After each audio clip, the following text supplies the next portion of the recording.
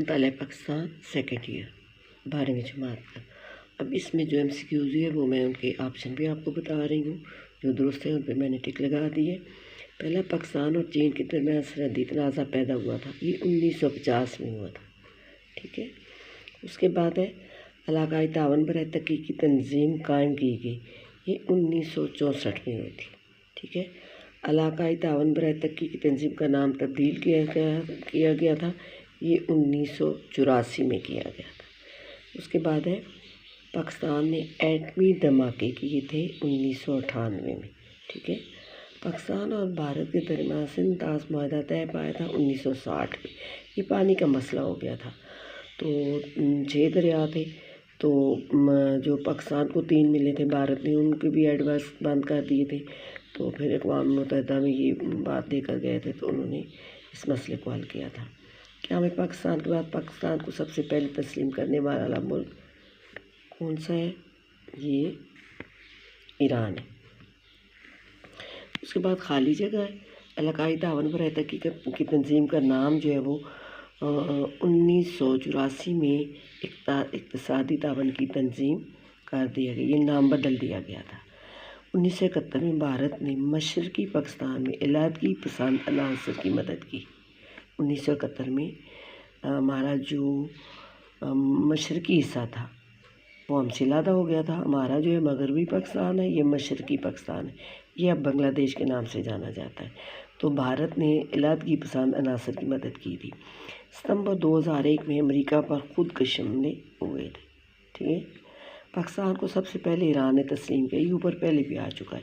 امریکہ نے پاکستان کو اہم غیر نیٹو اتحادی دوست ملک کا درجہ دے رکھا ہے، اہم غیر نیٹو اتحادی، ٹھیک ہے۔ اور اس کے بعد ہے پاکستان اور افغانستان کے تعلقات ابتدائی سے خوشگوار تھے، یہ غلط ہے، کبھی بھی خوشگوار نہیں رہتے۔ اس کے بعد اگلے ہیں کہ ایران اور واحد ملک ہے جس نے اقوام متحدہ میں پاکستان کی رکنیت کی مخالفت کی، نہیں، اس نے مانا تھا، اس کو مخالفت نہیں کی تھی، یہ غلط ہے۔ پاکستان نے ہمیشہ نسلی امتیاز کے خلاف آواز اٹھائی، یہ درست ہے۔ اس کے بعد ہے پاکستان نے 1998 میں ایٹمی دھماکے کی، یہ بار بار دہرایا جائے، آپ کو یاد ہو جائے گا، 28 مئی تھی۔ پاکستان نے طالبان حکومت کو تسلیم نہیں کیا، یہ غلط ہے، کیونکہ پاکستان نے طالبان حکومت کو تسلیم کیا تھا۔ اس کے بعد یہ دیکھیں کہ ہمیں پاکستان 1947 یہاں کالم الف اور بے ہے، اور میں نے اس کے ساتھ ہی لکھ دی ہے تاکہ آپ کے لیے آسانی ہو جائے۔ پاک چین سرحدی تنازع 1950، سندھ طاس معاہدہ 1960، علاقائی تعاون برائے ترقی کی تنظیم 1964۔ اس کے بعد ہے پاکستان کے ایٹمی دھماکے 28 مئی 1998، اور D8 تنظیم کا قیام 1997، ٹھیک ہے۔ ایران میں اسلامی انقلاب یہ 1979 ہے۔ اب یہ دیکھیں ان کے ساتھ میں نے نمبرنگ بھی کر دی ہے، آپ اس کو آسانی سے سمجھ جائیں گی۔ اور یہ خارجہ پالیسی سے کیا مراد ہے، یعنی دوسرے ممالک کے ساتھ پاکستان کے تعلقات میں کیا کچھ ہوتا ہے، اور اس کے 5 بنیادی اصول لکھیں۔ انتظامی تکون سے کیا مراد، تکون کا مطلب ہے 3، جس طرح مثلث ہم کہتے ہیں۔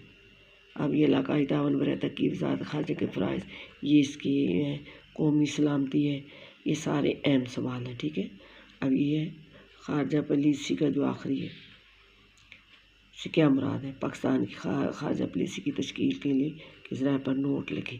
یہ سارے سوال بہت اہم ہیں، کیونکہ آپ کو پتہ ہے آج کل اس کی ایران اور امریکہ کی جنگ بھی لگی ہوئی ہے، پاکستان ثالثی کا کردار ادا کر رہا ہے، اور بھی ان کے بہت سے مسائل ہیں، تو یہ آپ اس کو سب چیزوں کو ذرا کر لیں۔ خارجہ پالیسی بہت زیادہ اس وقت اہم ہے۔